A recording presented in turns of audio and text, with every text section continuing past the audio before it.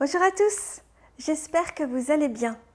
Dans cette vidéo, je voudrais vous expliquer ce qui se passe lorsque vous perdez un morceau d'âme. Je vous rappelle que l'âme, ça fait comme une boule, comme ça, et que sa place est au centre de la poitrine. Elle se superpose à votre cœur. Et votre âme, eh bien, on va l'imaginer comme un vase. Lorsque quelqu'un vous fait du mal, ou lorsque vous apprenez une mauvaise nouvelle, ou lorsque vous avez un choc émotionnel, ou physique, ou mental, eh bien, c'est comme si on donnait un coup de marteau sur ce vase, sur votre âme, et votre âme va se fêler, va se fendiller, et parfois, vous allez perdre un morceau d'âme. Vous pouvez perdre un morceau d'âme dans votre vie présente, et vous pouvez perdre un morceau d'âme dans une vie antérieure. Et on a tous perdu des morceaux d'âme, que ce soit dans cette vie présente ou dans les vies antérieures. Alors voilà comment ça se manifeste. On va prendre une vie présente. Imaginez, vous êtes enfant et vous êtes heureux dans votre maison, dans votre école, avec vos petits copains, vos petites copines, tout va bien. Et là, vos parents vous annoncent qu'ils vont divorcer, que vous allez déménager. Et là, boum, ça fait comme un choc. Et à ce moment-là, vous allez perdre un morceau d'âme. Et puis, en grandissant et en devenant adulte, vous allez avoir besoin de revenir à chaque fois sur les lieux de votre enfance avec, ça fait du bien, avec des tas de bons souvenirs qui vont revenir et un bien-être que vous allez ressentir à chaque fois que vous allez retourner sur les lieux. Parce que votre morceau d'âme est là et vous attend. Autre exemple, j'ai eu quelqu'un qui est venu me voir en soins parce qu'elle avait acheté un chiot et elle a promené son chiot dans un parc et le chiot s'est glissé entre deux barreaux et a fait une grosse chute et il est mort. Et en fait, cette personne n'arrivait pas à s'en remettre. Elle ne faisait que repenser à ça, et encore, et encore, et encore. Eh bien là aussi, un morceau d'âme est tombé, ça a été un choc violent, et son morceau d'âme est resté là. Qu'est-ce qui se passe lorsqu'on a perdu un morceau d'âme? Selon les situations, imaginons la personne avec son chiot, déjà elle va y penser tous les jours. Ça va l'obséder, comme un disque rayé, ce choc, ce moment. Et puis, au fond d'elle, elle ne va pas avoir envie de racheter un chiot parce qu'au fond d'elle, elle va se dire ça va recommencer encore et encore et encore. Donc l'idée, c'est d'aller récupérer son morceau d'âme pour pouvoir déjà se pardonner et avancer. C'est exactement ce que nous avons fait avec cette personne qui a retrouvé la paix, la sérénité et qui est sortie de ce schéma de culpabilité. Retrouver son morceau d'âme, ça veut dire j'accepte, je me pardonne, je te pardonne et on peut avancer. Un autre exemple, vous pouvez avoir un grave accident de voiture, de vélo, à pied, en train, bref, quelque chose de très violent.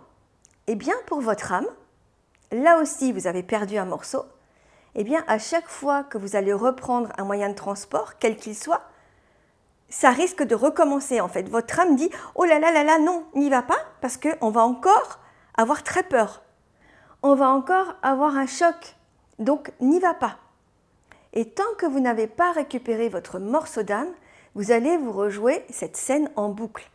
Et évidemment, entraînant ainsi des peurs, un manque de confiance, un manque de lâcher prise, etc., etc. Évidemment, c'est aussi valable avec une personne. Pour les femmes battues, pour les enfants battus, ce sont les morceaux d'âme qui ont été volés. C'est différent.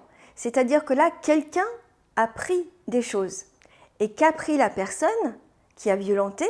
La personne a pris la confiance en soi, la lumière, l'insouciance, l'innocence, etc., etc. Il y a une légère différence entre se faire voler et perdre un morceau d'âme. C'est un peu comme les tours jumelles du 11 septembre. Je crois qu'on se souvient tous de là où nous étions lorsqu'il y a eu cette catastrophe. Parce qu'à ce moment-là, on a été tellement choqués qu'on a tous perdu un morceau d'âme là. Ensuite, vous allez avoir la perte de morceaux d'âme dans les vies antérieures.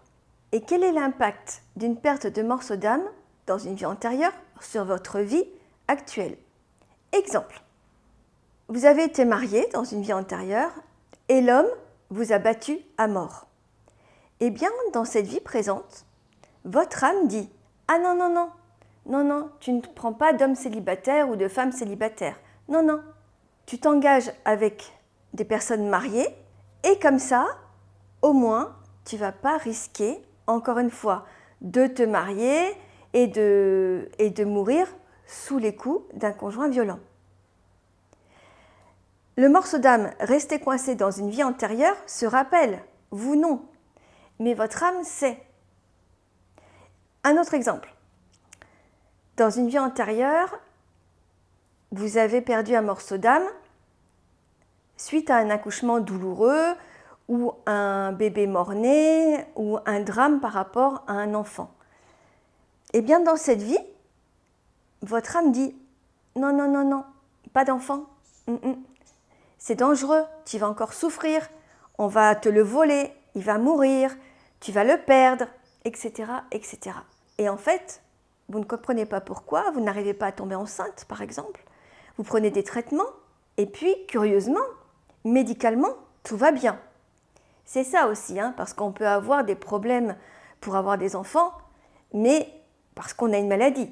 C'est un peu différent. C'est vraiment dans le cas où vous allez très bien, où tout fonctionne bien, mais que ça n'arrive pas. Et finalement, lorsque vous perdez un morceau d'âme, que ce soit dans cette vie présente ou dans les vies antérieures, vous allez avoir toute votre vie qui va être impactée. Votre comportement va être impacté parce que votre âme ne veut pas souffrir comme vous avez déjà souffert. Ou alors, il va y avoir des blocages. Vous ne comprenez pas pourquoi, c'est toujours la même situation qui se représente à vous, tout le temps. C'est aussi parfois l'impression d'avoir déjà vécu cette scène ou également, vous ne savez pas pourquoi, vous n'aimez pas tel pays. Vous ne supportez pas tel pays alors que vous n'y êtes jamais allé.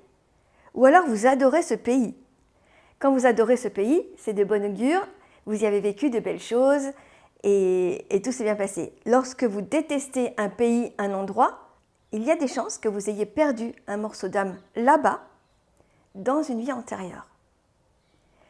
Et donc, la bonne nouvelle, c'est que l'on peut récupérer ces morceaux d'âme dans cette vie présente et dans les vies antérieures.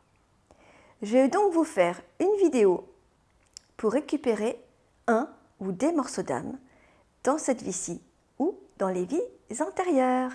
Je vous dis à très bientôt. Bye!